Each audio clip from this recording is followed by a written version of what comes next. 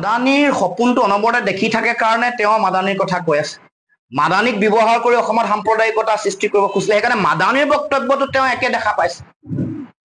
এইটোতো বেলেগ মানে উচ্ছেদটো কি? অসম চুক্তিৰ 6 আৰু 10 নম্বৰ দফা আৰু 11 নম্বৰ দফা আপোনালোকেও পঢ়িছে, তাত শুদ্ধকে ভালকে লিখা আছে আমি অসম চুক্তি আখৰে আখৰে পালন কৰিব লাগে বুলি কওঁ। অসম চুক্তি আমাৰ কাৰণে গীতা, কুৰাণ আৰু বাইবেল। গতিকে অসম চুক্তি তেওঁলোকে আখৰে আখৰে পালন কৰিম বুলি কৈ তেওঁলোকে পালন কৰা নাই। গতিকে উচ্ছেদটো এটা নিয়মীয়া প্ৰক্ৰিয়া, আইনীভাৱে এই প্ৰক্ৰিয়া চলি থাকিব, চলি আছে, অতীতৰ পৰা চলি আছে। কিন্তু উচ্ছেদ কৰি বিদেশী বুলি কৈ বিদেশীক কিয় মাতি দিছা, এইটোহে প্ৰশ্ন আমাৰ। উচ্ছেদ কাজিৰঙাত যেতিয়া কৰিছিলে তেতিয়া বিদেশী বুলি কৈছে, আপোনালোকৰ মনত আছে যে আমি অবৈধ বিদেশীক উচ্ছেদ কৰো। যদি বিদেশী হয় তেতিয়াহ'লে তেওঁলোকক 14 কোটি 72 লাখ পইচা কিয় দিলা? গৰু খুটিত তেওঁলোকে বিদেশী বুলি কৈছে, কৈছে নাই কওক? বিদেশী বুলি কৈছে, তেওঁলোকক কিয় এবিঘা এবিঘাকে মাটি দিলা দলগাঁৱত? মোৰ প্ৰশ্ন সেইটোৱে। বিদেশী বুলি কৈছা, বিদেশী হলে তেওঁলোকক কৰায়ত্ব কৰা, তেওঁলোকক ডিটেনশ্যন কেম্পত ৰখা, তেওঁলোকক কেছ ৰুজু কৰা, এইটো কাৰ কাম? চৰকাৰৰ কাম, এইটো মোৰ কাম নহয়। আৰু চৰকাৰে মুখ্যমন্ত্ৰী গৰাকীৰ নিচিনা দায়িত্বশীল মন্ত্ৰী এগৰাকী, আগতে কাজিৰঙাৰ উচ্ছেদ চলোতে সৰ্বানন্দ সোণোৱাল মুখ্যমন্ত্ৰী আছে, তেওঁ বিদেশী বুলি কৈছে। গৰুখুটি উচ্ছেদৰ সময়ত মুখ্যমন্ত্ৰী কোন? হিমন্ত বিশ্ব শৰ্মা, তেওঁ বিদেশী বুলি কৈছে। বিদেশী বুলি যেতিয়া এই জেনুইন ন্যায়িক লিগেল প্ৰশ্ন, কনষ্টিটিউচনেল প্ৰশ্ন যেতিয়া কৰিলো, তেতিয়া চিনাকি অচিনাকি 90 দশকৰ ৰোমেণ্টিক গানৰ চিনাকি অচিনাকি নিচিনা তেওঁ বচন আওৰাইছে, নিজে কোৱা কথাত বান্ধ খাইছে। যদি বিদেশীক তেনেকৈ সংস্থাপিত কৰিছে, ৰাষ্ট্ৰদ্ৰোহ কৰিছে। হিমন্ত বিশ্ব শৰ্মাৰ বিৰুদ্ধে গৃহমন্ত্ৰী আৰু প্ৰধানমন্ত্ৰীয়ে ৰাষ্ট্ৰদ্ৰোহৰ গোচৰত তেওঁক কৰায়ত্ব কৰিবলৈ জেললৈ নিক্ষেপ কৰিব লাগে। টকা পইচাবোৰতো আমাৰ টকা পইচা। ধুবুৰীত যিবোৰ বিদেশী বুলি কয় তেওঁলোকক উচ্ছেদ কৰিছে, 20 কোটি দিম বুলি ইতিমধ্যে সিদ্ধান্ত লৈছে। কোনে দিব? এপিডিচিএল। এপিডিচিএল কাৰ? অসমীয়া মানুহৰ, অসমৰ হয়। আপোনাৰ মোৰ টকা পইচাৰে এপিডিচিএল চলি আছে। 20 কোটি দিব লগা টকা পইচা আপোনাৰ মোৰ কৰ কাটলৰ পৰা লোৱা টকা পইচা। এইটোতো আমি বিদেশীক পইচা দিবলৈ নিদিম। বিদেশীক পইচা দিবলৈ সিদ্ধান্ত হৈ গ'ল। আপোনালোকে খবৰ ৰাখক, আপোনালোকে বিচাৰি খুচাৰিলে এপিডিচিএলৰ কাৰ্যালয়লৈ গ'লে তেওঁলোকে লোৱা সিদ্ধান্ত, আনকি কোনে ইলেক্ট্ৰিচিটি কিনিব তাৰো নিবিদা এপিডিচিএলে আৰম্ভ কৰিছে। অথচ সেই কাম এপিডিচিএলৰ নহয়, কাৰণ এটা বাহিৰৰ কোম্পানীক এই বিদ্যুৎ উৎপাদনৰ দায়িত্ব দিব কৈছে, আদানীক দিব কৈছে। গতিকে এই কামটো কৰাৰ লগে লগে এইটো ৰাষ্ট্ৰদ্ৰোহ। আমাৰ পইচা বিদেশীক তুমি পইচা দিব কৈছা, মাটি দিব কৈছা, আমাৰে মাটি নাই।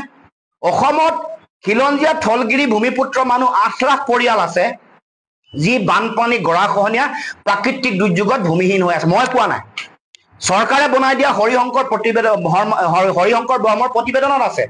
মই কোৱা নাই। যোগেন মোহনে কৈছে 5 লাখ বিধানসভাৰ মজিয়াত 5,27,000 মানুহ ভূমিহীন হৈ মুকলি আকাশত লগ আছে। মই কোৱা নাই।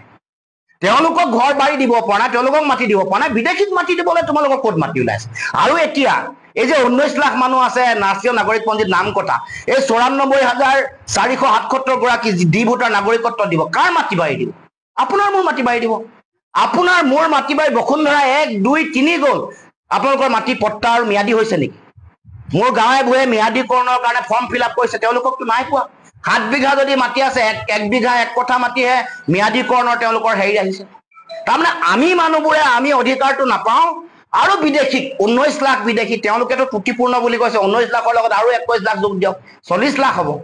আমি নাই কোৱা, বিজেপিয়ে কৈছে। আমি কৈছো ত্ৰুটিপূৰ্ণ, আমিও প্ৰশ্ন উত্থাপন কৰিছো। সেইকাৰণে কৈছো যে চৰকাৰ আপোনালোকে দায়িত্বশীল ব্যক্তি, আপোনালোকে দিব লাগে। ত্ৰুটিপূৰ্ণ কথাটোত আমাৰো সমৰ্থন আছে।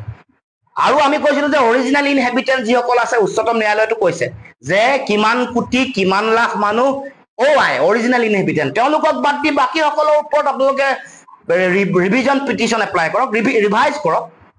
সেইটো চৰকাৰে নকৰে, সেইটো গাটছ নাই, সেইটো দম নাই, আৰু ইয়াক লৈ তেওঁলোকে সদায় হিন্দু মুছলমানৰ ৰাজনীতি কৰি থাকে।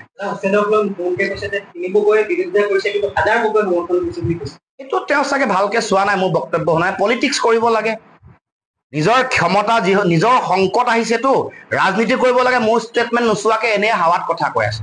মই কৈছো যে অসম চুক্তিৰ 10 নম্বৰ আৰু 11 নম্বৰ দফা মতে উচ্ছেদ কৰিব লাগে। অসম চুক্তি মানুহ, দেশৰ আইন আৰু সংবিধানে কি কৈছে, আইন আৰু সংবিধানৰ উচ্চতম ন্যায়ালয়ৰ অবজাৰভেশ্যনে কি কৈছে, আমি দেশত ন্যায় মানুহটো। তেখেতে নেমানিব পাৰে, যাৰে তাই ভৰিত গুলিয়াই দিবলৈ অৰ্ডাৰ দি দিব পাৰে। আমি আইন মানুহ, সংবিধান মানুহ, সংবিধানে যেনেকে উচ্ছেদ কৰিব কৈছে তেনেকে। উচ্ছেদটো নিৰ্বাচনী বৈতৰণি পাৰ হোৱাৰ অস্ত্ৰ হ'ব নোৱাৰে।